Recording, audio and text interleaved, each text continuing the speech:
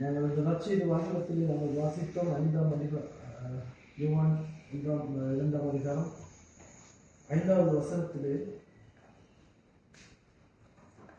அவருடைய தாய் வேலைக்காரரை நோக்கி அவர் உங்களுக்கு என்ன சொல்லுகிறாரோ அதன்படியே செய்வார் என்றார்கள். தேவனை ஏற்றுக்கொண்ட கிறிஸ்தவர்களாகிய நாங்கள் இவருடைய வாழ்க்கையில் நாங்கள் என்னதை செய்ய வேண்டும், எங்கு செல்ல வேண்டும், நாங்கள் எங்களுடைய வாழ்க்கையில் இருக்க வேண்டிய தீர்மானங்களை நாங்கள் எப்படி எடுக்க வேண்டும், இதில் எல்லாவற்றையும் நாங்கள் தேவனுடைய வசனத்திற்குள்ளாக என்று சொன்னால் கர்த்தர் தாமே எங்களோடு பேசுகிறதான ஒரே வரி தேவனுடைய வார்த்தையை இருக்கிறது. மரியாதை நாளே சொல்கிறார், இவர் என்ன சொல்லுகிறாரோ அதை செய்யுங்கள் அப்படின்னாலே தேவனுடைய வார்த்தை தான். கர்த்தர் என்ன சொல்லுகிறாரோ அதை நாங்கள் செய்ய வேண்டும். ஆகையினாலே நாங்கள் காலைகளில் நாங்கள் கர்த்தரை நோக்கி சொல்லுவோம், கர்த்தருக்கு நாங்கள் எங்களை ஒப்புக் கொடுப்போம். சொல்லும் கர்த்தாவே நீங்க சொல்லுங்க, நாங்கள் கேட்கிறோம். அப்பா என்ன சொன்னால் எங்களுக்கு எங்களுடைய வாழ்க்கையில நாளைக்கு என்ன நடக்கும் என்று சொல்லி தெரியாது. ஆனாலும் நான் கடந்த நாட்களில் நாங்கள் தேவ வசனங்களை நாங்கள் தியானிக்கும் பொழுது நாங்கள் தியானித்தோம். தாயின் கருவிலை உருவாவதற்கு முன்பதாகவே கர்த்தர் எங்களை அறிந்திருந்தார். எங்களுக்கு அவர் ஒரு திட்டத்தை வைத்திருந்தார். அதனால நாங்கள் இந்த நாளில் நாங்கள் சொல்லும் கர்த்தரிடத்திலே, கர்த்தாவே நான் போக வேண்டிய வழிகளை எனக்கு காண்கிறேன், நான் நடக்க வேண்டிய பாதைகளை நீர் எங்களுக்கு காட்டுங்கள் என்று சொல்லி நாங்கள் கர்த்தருடைய கருத்துக்கு நாங்கள் வசனத்தை கேட்பதற்கு நாங்கள் ஒப்புக் கொடுப்போமா? நாங்கள் யாரும் ஒருமுறைப்பட்டிருக்கிறதான நேரத்தில் நம் சகோதரன் பெஞ்சமினிடத்தில் கேட்டுக் கொள்கின்றேன். நாம் கேட்க போகின்றதான வசனத்தை நான் காட்சிக்கிறேன்.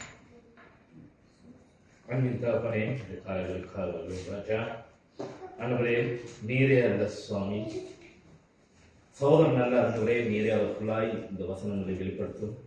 நாங்கள் இந்த வசனங்கள் மூலமாக கற்றுக்கொண்டு நாங்கள் கத்தாய் வெளியே சென்று மற்றொரு மத்தியில் நாங்கள் உங்களுடைய பிள்ளைகளாக வாழ்வதற்கு எங்களை நீங்கள் பரிசுத்தப்படுத்த எச்சரிக்கின்றேன்.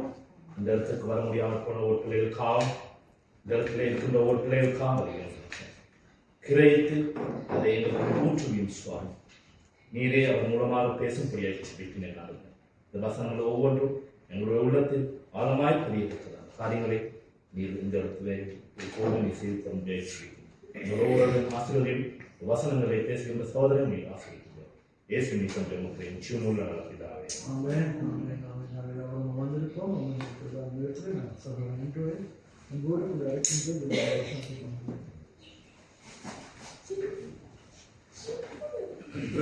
கிறிஸ்துவின் நாமத்துக்கு ஸ்தோத்திரம். இன்றைய தினத்தில் கூட அவருடைய வார்த்தைகளை பகிர்ந்து கொள்ளும்படி என்னை அழைத்த கிருபைக்காக இன்றைய நாள் நாங்கள் பார்த்தோம்.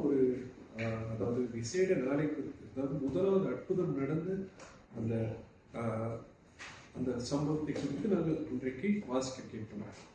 எங்களுடைய நற்செய்தி வாசகத்தில் அதிலே கூறப்பட்டது போல் யோவான் 2ஆம் அதிகாரம் 1ஆம் வசனம் தொடங்கி அந்த காரியங்கள் இருக்கிறது.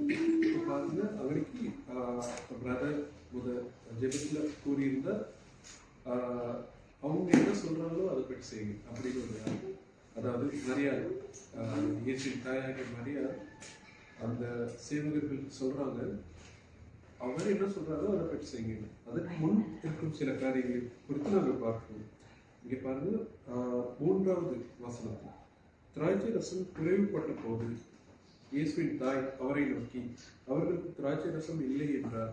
இப்போ பாருங்க, அந்த அந்த பகுதி விசாரிக்கும் காரணத்தில் இருந்திருப்பார் அந்த இடத்துல.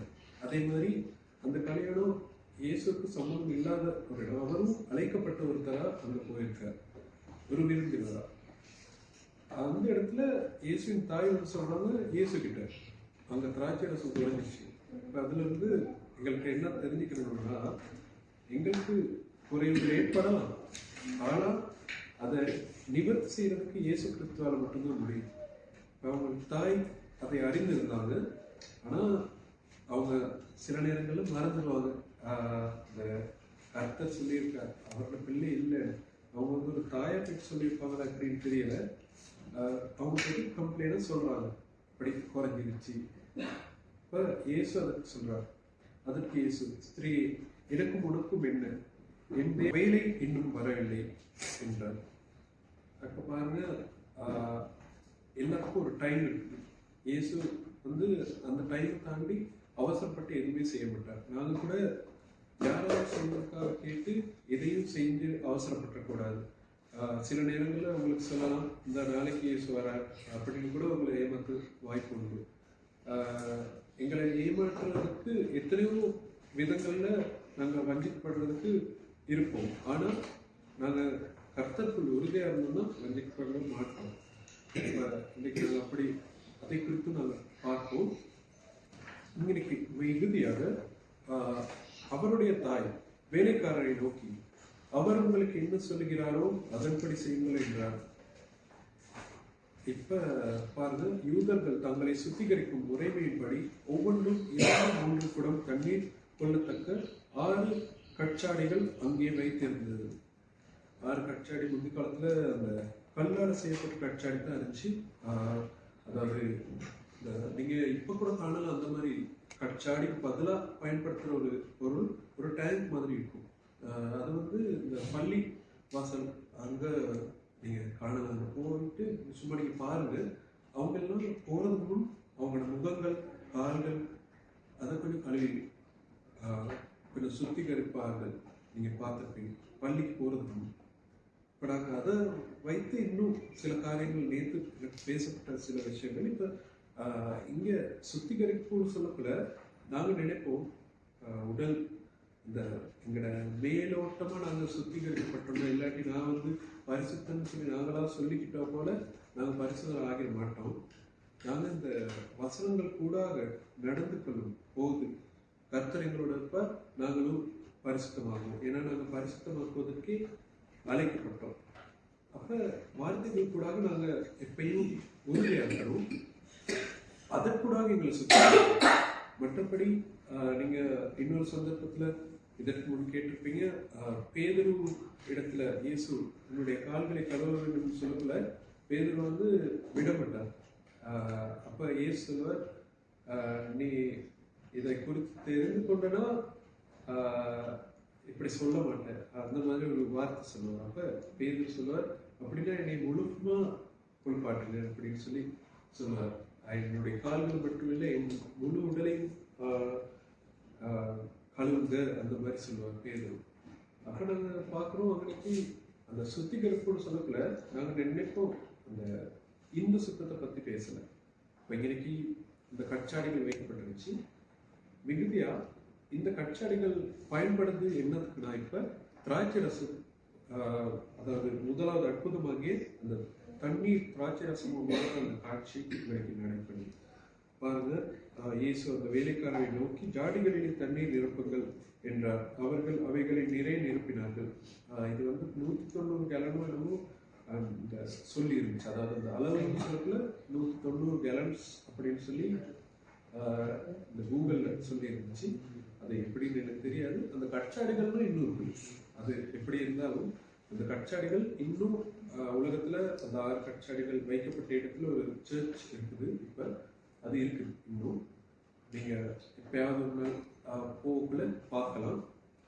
அப்ப அப்படியான ஒரு அற்புதம் நடந்துச்சு. இந்த திராட்சை ரசத்துக்கூடாக இன்னொரு விஷயத்தை நாங்கள் பார்க்கிறோம். என்னன்னா, கர்த்தர் எங்களுக்காக சிந்திய ரத்தத்தை நாங்கள் நினைவு கூறும்படி அவரை இதை செய்யுங்கள்னு சொல்லி எங்களுக்கு ஒரு வார்த்தை சொன்னார். என்ன செய்யுங்கள், அற்பத்தை பிட்டு, இது என்னுடைய உடல். அதே மாதிரி திராட்சை ரசத்தை குறித்து சொன்னார், இதை நினைவு கூறும்படி செய்யுங்கள் அப்படின்னு சொன்னார். அப்போ நாங்கள் நினைவு கூறுவோம். இன்னைக்கு ஜீவ தண்ணீரை பற்றியும் இன்றைய நிருப வாக்கியத்தில் கூறப்பட்டிருந்துச்சு. ஜீவ தண்ணீர் வேற எங்கேயும் இல்லை, இயேசுவின் இடத்துல தான் இருக்கு. நாங்கள் எங்கே போய் தேடினாலும், இந்த ஜெருசலேம் தண்ணியில் போயிட்டு குளிச்சாலும், அந்த ஆற்றுல போயிட்டு குளிச்சாலும், அந்த தண்ணியை குடிச்சாலும் எங்களுக்கு அந்த இது கிடைக்காது. ஜீவ தண்ணீர் அந்த இயேசு கிறிஸ்துவோட மாத்திரம் தான் இருக்கு. அதை நாங்கள் பெற்றுக்கொள்வதற்கு இன்னுமா இயேசு தேடணும். இப்போ அவர் இன்னைக்கு எங்களை தேடி வந்தவர். நாங்கள் அந்த பாட்டம் படித்தோம், அந்த சபையின் அஸ்திபாரம் மரித்ததை கொண்டார். அப்படி அதாவது அவருடைய மனவாட்டியாகிய சபை எங்களை தேடி அவர் வந்தார், இந்த உலகத்துக்கு வந்தார். எதுக்கு வந்தார்? எங்களை கூட்டிட்டு போறதுக்காக, ஆயத்தப்படுத்துறதுக்காக வந்தார். சபையை ஆயத்தப்படுத்தி வச்சுட்டு இப்போ நாங்கள் வெயிட் பண்ணிட்டு இருக்கோம். இப்போ ஒரு புதுசாக கல்யாணம் ஆகிற ஜோடியை பார்த்தா நாங்கள் எடுத்துக்கிட்டோம்னா இந்த கணவர் வந்து சில நேரங்களில் ஏதாவது ஒரு காரணத்துக்காக வெளியில் வேலைக்கு போயிருப்பார், இல்லாட்டி வெளிநாட்டுக்கு போயிருப்பார். ஆனால் அந்த நேரம் அந்த மனைவி அவங்க பார்த்துக்கிட்டே இருப்பாங்க, இப்போ வருவாரோ, இல்லாட்டி முந்தி காலத்தில் சரி பரவாயில்ல, இப்போ ஃபோன் எடுத்து எங்கே இருக்கீங்கன்னு கேட்டு அவரை டிஸ்டர்ப் பண்ணிக்கிட்டே இருப்பாங்க. அவளும் அந்த எதிர்பார்ப்போடு இருப்பாங்க, எப்படா வருவார். இல்லாட்டி பிள்ளைகள் பார்க்கல, பிள்ளைகள் வந்து அப்பா எப்போ வருவாரோ, ஏதாவது எனக்காக கொண்டாடுவாரே, இந்த மாதிரி பிள்ளைகள் வந்து எதிர்பார்ப்போட பார்த்துருப்பாங்க. அந்த மாதிரி நாங்கள் எங்களையும் கர்த்தர் அப்படி எதிர்பார்க்கிற ஒரு மனசோட அவர் எங்களை தேடி வருவார். ஒரு நாளைக்கு எங்களை நியாயத்தின்படி வருவார், ராஜாவாக வருவார். அந்த நாளைக்கு எங்களை ஆயத்தப்படுத்துறதுக்காகத்தான் ஒவ்வொரு நாளும் எங்களை ஆலைக்கு அழைத்து வரார். ஒவ்வொரு நாளும் எங்களை சுத்திகரிக்கிறதுக்காக வசனங்கள் கூடாக எங்களுக்கு கட்டுப்படுத்துவார். நாங்கள் அதன் மூலமா கர்த்தர் வரும் நாளிலே ஆயத்தப்படுறோமா? நாங்கள் ஒவ்வொரு நாளும் அதாவது எங்களை நோக்கி நாங்களே கேட்க வேண்டிய விஷயம். நினைக்கிறேன் கடந்த வாரத்துக்கு முதலும் பிரதர் சொல்லியிருந்தார், நீங்க ஆயத்தமா.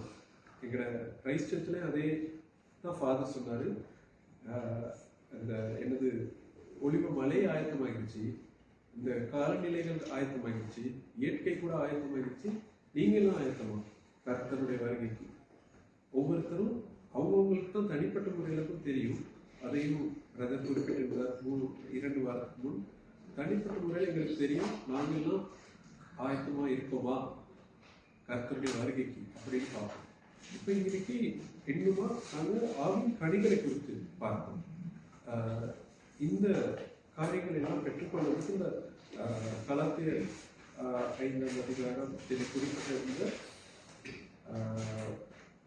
6ஆம் அதிகாரம் 23 கலாத்தியர்ல குறிப்பிட்டிருந்த அந்த 9 ஆவின் வரங்களை குறித்து, ஆவின் கனிகளை குறித்து அதிலே இருந்தது. இன்னைக்கு கொரிந்தியர்ல 12ஆம் அதிகாரம் இதில் குறிப்பிடப்பட்டிருந்தது.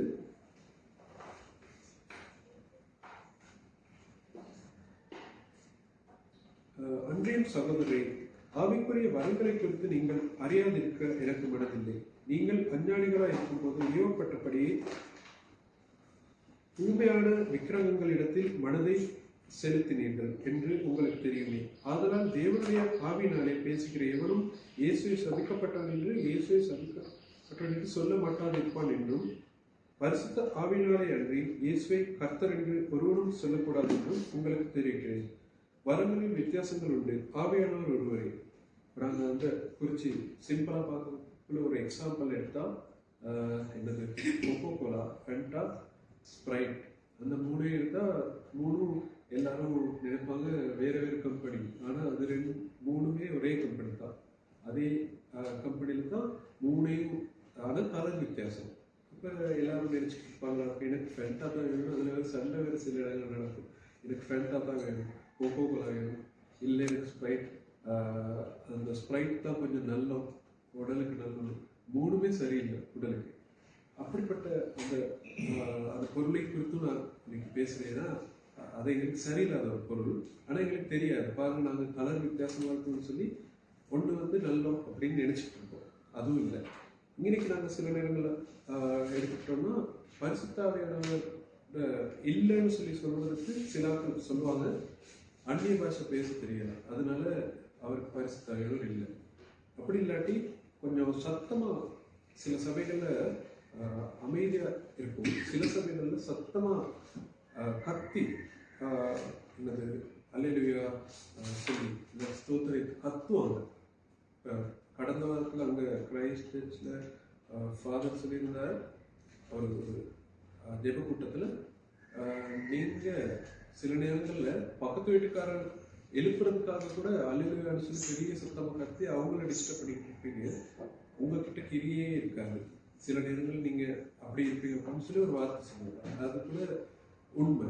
அது போலவே அந்த என்னது அந்நிய பாஷை பேசுகிற வரம் இல்லைன்னு சொல்லி பரிசுத்தவர் இல்லைன்னு சொல்லி சில கூட்டம் இன்னைக்கு சொல்லிட்டு தெரியுறாங்க. அப்படி ஒரு பிரதர் இடையே பார்த்து கூட சொன்னாங்க. அப்போ நான் சொன்னேன், நீங்கள் பிழையா பண்ணிக்கிட்டு இருக்கீங்க, அப்படி எங்கேயாவது ஒரு பைபிளில் ஒரு இடத்துல குறிப்பிடப்பட்டிருந்தா எனக்கு காட்டுங்க, நான் ஏற்றுக்கிறேன் அப்படின்னு சொல்லி சொன்னோட அவர் அமைதியாக போயிட்டார். ஏன்னா அப்படி ஒன்றும் இல்லை பைபிளில். எங்கே தேடி பார்த்தாலும் எத்தனையோ பாஸ்டர்மார்கள்கிட்ட அதுக்கு பிறகு நான் விசாரிச்சு பார்த்தேன் இந்த விஷயத்த. அவங்க சொன்னாங்க, அவர் சொன்னது பிழை அப்படின்னு சொல்லி. ஏன்னா நாங்கள் சில காரியங்களும் பிழையாக நினைச்சிட்டு இருக்கோம். வரங்களில் வித்தியாசங்கள் உண்டு, ஆனால் ஆவியானவர் ஒருவர். இப்போ நாங்கள் சில நேரங்களில் பிதாகுமாரன் பார்த்த அதையும் 3 பேரை பிரிச்சிருக்கோம், அதுவும் உண்மை இருக்கு. அதுபோல சபையாக்கி நாங்களும் ஐக்கியப்பட்டிருப்பவரும் கர்த்தரோட எங்களை தனிப்பட்ட முறையில் நாங்கள் கர்த்தரோட இணையாமல் எங்களால் ஒன்றும் செய்ய முடியாது. எங்களால் ஒரு பயனும் இல்லை. நாங்கள் ஓசை எடுக்கிற கைத்தாளம் போல இருப்போம், அவரோட இணையணும். அதைத்தான் இன்று ஞாயிற்றுக்கிழமைக்கு பேர் ஒன்றிப்பு ஞாயிறு. இன்றைக்கு தலையங்கம் எங்களை எக்ஸனில் குறிப்பிடப்பட்டதற்கு ஒன்றிப்பு ஞாயிறு. கர்த்தர், அதாவது பிதாகுமாரன் பரிசுத்தாவி ஆகிய திருத்துவத்தோட நாங்கள் இணைந்து செயல்படணும் ஒவ்வொரு நாளையும். அதே போல இங்கே சபைன்னு எடுத்துக்கிட்டா நாங்கள் எல்லாரும் சேர்ந்தா தான் சபை. அப்போ நாங்கள் ஒவ்வொருத்தரும் நினைக்கணும். சில நேரங்களில் இன்னைக்கு நாங்கள் காணிக்கை கூட பேசணும்னு நினைச்சு நாங்கள் சில நேரங்களில் யோசிக்கலாம். காணிக்கைன்னு சொல்லக்குள்ள நாங்கள் சர்ச்சு கொடுக்குறோம், அது எங்கே போகுது அப்படின்னு சொல்லி எங்களுக்குள்ள ஒரு சந்தேகம் வரலாம். ஏன்னா ஆனால் அப்படி சந்தேகம் எங்களுக்கு வரக்கூடாது. நாங்கள் சபைக்கு கொடுக்கக்குள்ள நாங்கள் கர்த்தருக்கு தான் கொடுக்குறோன்றத நல்ல மனசில் வச்சுக்கிறோம். கர்த்தருக்கு தான் காணிக்கை கொடுக்குறோம். சில நேரங்களில் இந்த சில சபைகளில் அப்படி சொல்ல மாட்டாங்க. இந்த விதைங்கள்னு சொல்லி இன்னைக்கு ஒரு இந்த உண்டியல் இருக்கும், ஆல்டர்கிட்ட இருக்கும் உண்டியல். விதை அறுவடை அப்படின்னு சொல்லி எல்லாம் போட்டு இப்போ நான் யோசிப்பேன், என்னடா இது விதை இல்லையே, வார்த்தை தானே விதை அப்படின்னு நான் யோசிப்பேன் அந்த காண்டம் இருக்கு. அப்போ நாங்கள் நல்லா யோசிக்கணும். இந்த ஊழியத்தில் பணம் தேவையா அப்படின்னு சொல்லி ஒரு சந்தேகங்களுக்கு வரலாம். ஆனால் சில குறிப்பிட்ட காரியங்களுக்கு தேவை. அதற்கூடாக இப்போ இந்த சபையில் நடக்கலாட்டியும் கிரைஸ்ட் சர்ச்சை எடுத்தால் அங்கே என்னது தேவை உள்ளோர் அப்படின்னு சொல்லி சில பேருக்கு ஒவ்வொரு மாதமும் ஒரு பணத்தொகை அவங்களுக்கு செலுத்தப்படும். அதே போல் ஃபாதர், அதே போல் சிஸ்டர் இருக்காங்க, அவங்களுக்கு ஒரு ட்ராவலிங் கொடுப்பாங்க, மாதாந்தமாக ட்ராவலிங் கொடுப்பாங்க. ஏன்னா அவங்களோட பைக் சும்மா ஓடாது, பஸ்ஸில் போனாலும் டிக்கெட் இல்லாமல் கூட்டிகிட்டு போக மாட்டாங்க. அவங்களுக்கு ஒரு செலவு இருக்கும், அந்த செலவு தாங்குறதுக்கு அவங்களுக்கு கொடுப்பாங்க. எங்கேருந்து கொடுப்பாங்க, இல்லாத இடத்துல வந்து கொடுக்க முடியாது. அப்போ இப்படி அந்த பணம் கூட வேறு விதத்தில் அங்கே போய்ட்டு சேர வேண்டிய இடத்துல சரியாக நடக்கும். அதே போல் ஆதரவற்றவர்களுக்கு சென்ட் பால்ஸ் சர்ச் எடுத்துக்கிட்டா அங்கே ஆதரவற்றவர்களுக்கு அவங்க ஒரு ஹோம் வச்சுருக்காங்க, அந்த ஹோம் நடத்தப்படுது. அது எப்படி நடக்குது? அதே போல் டயசிஸ் கூடாக, கொழும்பு டயசிஸ் கூடாக இந்த காது கேட்காதவங்க, வாய் பேச முடியாதவங்க, அவங்களுக்காக ஒரு ஹோம் இருக்குது. அதே போல் கண் தெரியாதவங்களுக்கு இன்னொரு ஹோம் இருக்குது. அந்த ஹோம் என்ன நடத்தப்படுது எப்படின்னா, இந்த பணத்தை கொண்டு இங்கே எங்கள் வெளிநாட்டில் இருந்து வர்றதெல்லாம் இல்லை, ஒவ்வொருத்தருடைய இந்த காணிக்கைகள் எல்லாம் சேர்க்கப்பட்டு அதுலேருந்து ஒரு குறிப்பிட்ட பகுதி அவங்கக்கிட்ட ஒதுக்கப்பட்டு போகுது. அப்போ நீங்கள் ₹1 கொடுத்தாலும் அந்த ₹1 அங்கே ஒரு ரூபாயாக சேரக்குள்ள அது பல லட்சமாக மாறலாம், எவ்வளோ நாளும் மாறலாம். அதுக்கு நாங்கள் காணிக்கை கொடுக்கணும், அதுக்கு முன் வரணும். நான் ஏன் இதை சொன்னேன்னா, அது சில நேரங்களில் உங்களுக்கு அந்த மாதிரி சந்தேகங்கள் இருக்கலாம். அப்படி இருக்க முடியாது. நாங்கள் அதை மனசில் வச்சுக்கிறோம். நாங்கள் கொடுக்குறது கர்த்தருக்கு, வேற யாருக்கும் இல்லை, தனிப்பட்ட நபருக்கு நாங்கள் கொடுக்கல. அப்படி கொடுக்கறதா இருந்தால் இது அந்த சாதாரணமாக ஒரு என்ன பிஸ்னஸ் இடம் மாதிரி ஆகிருக்கு. அதாவது எல்லாம் நானும் பிரதரும் எடுத்துக்கிட்டு போயிட்டோம்னா அந்த மாதிரி இருக்கும். அப்படி இல்லை, நீங்கள் கொடுக்குற காணிக்கை அது சேர வேண்டிய இடத்துல சேரும். நீங்கள் நினைக்க வேண்டியது கர்த்தருக்கு தான் கொடுக்குறீங்க அப்படிங்கிற உறுதி உங்களுக்கு இருக்கணும். அப்போ கர்த்தருக்கு மனம் வந்து கொடுக்கணும். அது எனக்கு அது இன்னைக்கு பேசணும்னு விருப்பப்பட்டனால தான் அதை நான் உங்களுக்கு சொன்னேன். அது எனக்கு சர்மனோட இல்லை. அப்போ நாங்கள் ஆவியின் கனிகள் குறித்து ஒரு நாள் பார்த்தோம். அதாவது அதில் பிரதானமானது அன்பாக இருக்குது. அன்பு எங்கள் எல்லாரையும் இணைக்கும். அன்பு சகலத்தையும் தாங்கும், சகலத்தை நம்பும், சகலத்தையும் சகிக்கும். அன்பு ஒரு காலமும் வழியாது. அப்போ பாருங்க, அன்புன்னு சொல்லி வந்துட்டா எங்களுக்குள்ள இருக்கிற கசப்புகள் எல்லாம் நாங்கள் மாற்றிக்கணும். சில நேரங்கள் நாங்கள் எங்களுடைய சகோதரனோட கோவிச்சுட்டு இருக்கலாம், சகோதரர் அயலனோட கோவிச்சுட்டு இருக்கலாம். ஆனால் அதெல்லாம் மாறும் அந்த அன்பினால. அந்த அன்பு தான், அந்த ஆதி அன்பு இருந்தனால தான் இயேசு எங்களை தேடி வந்தார். அவருடைய ரத்தத்தை எங்களுக்காக சிந்தினார். நாங்கள் ஒவ்வொரு நாளும் ஆலயத்துக்கு வர்றதுக்கும் அது காரணமாக இருக்குது. ஏன்னா எங்களை பரிசுத்தப்படுத்துறதுக்கு நாங்கள் ஒவ்வொரு கிழமையும், ஏன்னா எந்த நாளும் சர்ச் நடக்காது. சில இடங்களுக்கு எந்த நாளும் சபை கூடப்படும். அதாவது ஜெருசலேம் போன்ற இடங்களில் எந்த நாளும் நடக்கும். சில இங்கே ஸ்ரீலங்காலையும் நான் நினைக்கிறேன் lighthouse church, salvation army, அங்கே சில வழிபாடுகள் நடக்குது. இப்போ இங்கே வந்து ஒரு நாள் நடக்கும். அந்த ஒரு நாள் எங்களுக்கு ரொம்ப விசேஷமான நாளாக இருக்குது. ஏன்னா கர்த்தர் எங்களுக்கு ஏற்படுத்தினால தான் ஒவ்வொரு நாளும் இந்த அதுலேயும் பாருங்க, கர்த்தர் எங்களுக்கு ஒரு சான்ஸ் கொடுத்துருக்காரு. அந்த ஒரு நாளாவது வாங்கலை அப்படின்னு சொல்லி. அப்போ நாங்கள் இனிமேல் எப்படி இருந்தாலும் இங்கே நம்ம வந்து சேருவோம் அப்படின்னு ஒரு முடிவு எடுப்போம். அப்படியான இயேசு கிறிஸ்து எங்களுக்கு அந்த கொடுத்த அந்த தாளங்கள், அதே போல் நாங்கள் ஒவ்வொருத்தருக்கும் ஒவ்வொரு தாளந்துகள் இருக்கும். சில நேரங்களில் நாங்கள் நினைக்கக்கூடாது, எனக்கு ஒன்றுமே இல்லைன்னு சொல்லி நினைக்கவே கூடாது யாரும். ஏன்னா கர்த்தர் வந்து ஒவ்வொருத்தருக்கும் விதவிதமான ஏதாவது ஒரு தாளம் கொடுப்பார். சில நேரங்களில் எனக்கெல்லாம் வரைய தெரியாது, சொல்லக்கூட எழுதவும் தெரியாது ஒழுங்கா. அப்போ சில பேர் அழகாக எழுதுவாங்க, அழகாக எழுதுதான். சில பேருக்கு நல்லா பாடலாம், சில பேருக்கு பாட முடியாது. சில பேருக்கு மியூசிக்கல் இன்ஸ்ட்ருமெண்ட்ஸ், இந்த ஓவன் வாசிக்கலாம், கிட்டார் வாசிக்கலாம். இதில் முந்தைய ஃபாதர் கிட்டார் வாசிப்பார். உண்மைக்கும் நல்லா அவர் மாதிரி நான் அந்த அழகாக வாசிக்கிறது கண்டதில்லை. உண்மைக்கு அவர் நல்லா கிட்டார் வாசிப்பார். சில பேருக்கு ஒவ்வொன்றும் ஒவ்வொரு பேருக்கு செய்யணும். அப்போ எல்லாரும் சேர்ந்தா தான் சார். அப்போ இந்த யூக்ரிட்டிஸ்ட்னு சொல்லி ஒரு வார்த்தை இந்த புத்தகத்தில் எழுதியிருக்கும், ஐக்கியம்.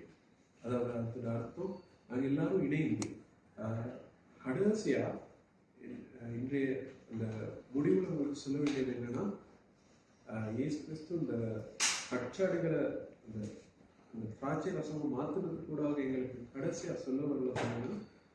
நாங்கள் எல்லாரும் ஒரு பந்திக்கு அழைக்கப்பட இருக்கிறோம் கடைசி நாளிலே. அதாவது உலகம் முடிவிற்கு பிறகு, நியாயத்தீர்ப்பு நாளின் பிறகு கர்த்தர் எங்களுக்காக ஒரு பந்தை ஆயத்தப்படுத்தியிருக்கிறார். அந்த பந்திக்கு நாங்கள் எல்லாரும் சேர்வதற்கு எங்களை ஆயத்தப்படுத்திக் கொள்வோம், அந்த தீர்மானத்தை எடுப்போம் என்பதை நான் நிறைவு செய்கிறேன். அதோடு ஜெபடிலே பாடல் கூட கடந்து செல்வோம்.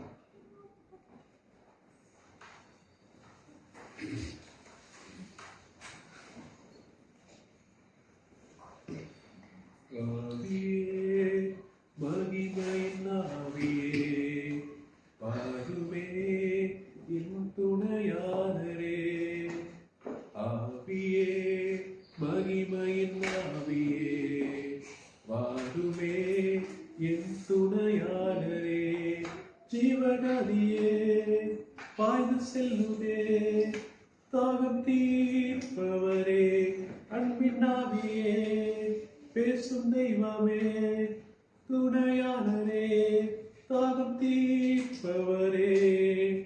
ஆவியே மகிமையின் ஆவியே வாருமே என் துணையாளரே. அன்பு இருக்கும் இந்த கர்த்தாவே, இந்த நாளிலே உங்களுடைய வார்த்தைகளுக்கு கூட எங்களோட பேசுனீங்க கர்த்தாவே. உங்களுடைய ஆவியின் வரங்கள், அதே போல உங்களுடைய ஆவியின் கனிகளை குறித்து நாங்கள் இன்றைக்கு பார்த்தோம் கர்த்தாவே. அதற்குள்ளாக நாங்கள் செயல்பட எங்களை இன்னும் தகுதிகளாக கர்த்தாவே. அதே போல எங்களை ஒவ்வொருவரையும் உங்களுடைய கருத்தில் ஒப்பிக்கிறோம் கர்த்தாவே. எங்கள் ஒவ்வொருவரையும் உண்மை போல பரிசுத்தமாக்குற கர்த்தாவே, பரிசுத்தராக கர்த்தாவே. அதே போல நாங்கள் எந்தெந்த காரியங்களிலே உம்மை நாங்களும் எங்களை ஏமாற்றிக் கொண்டு உண்மையும் வஞ்சித்து நாங்கள் செயற்படுவோமானால் அதிலிருந்து எங்களை காத்து வழிநடத்தும் கர்த்தாவே. அதே போல சில நேரங்களிலே நாங்கள் எங்களால் முடித்தும் நாங்கள் உம்முடைய காரியத்தை குறித்து உதவி செய்யாமல் போடுமா என்று எங்கள் ஒவ்வொருவரோடும் பேசுகிற கர்த்தாவே. அதற்குடாக நாங்கள் உம்முடைய சபையை கட்டி எழுப்ப கிருபை செய்தன கர்த்தாவே. உங்களுடைய வார்த்தைகள் கூட பேசிய கிருபை ஸ்தோத்திரம் கர்த்தாவே. அனைத்து காரியங்களும் உங்களுடைய பாதத்தில் வைக்கிறேன் கர்த்தாவே. இயேசு கிறிஸ்துவின் பெயராலே ஆமென். சகோதரன் அன்புக்கு நாம் கத்திரிக்காக நன்றிகளை தெரிவித்துக் கொள்கின்றோம். அருமையான செய்தி. நாங்கள் அதில் அநேக விஷயங்களை கற்றுக்கொண்டோம்.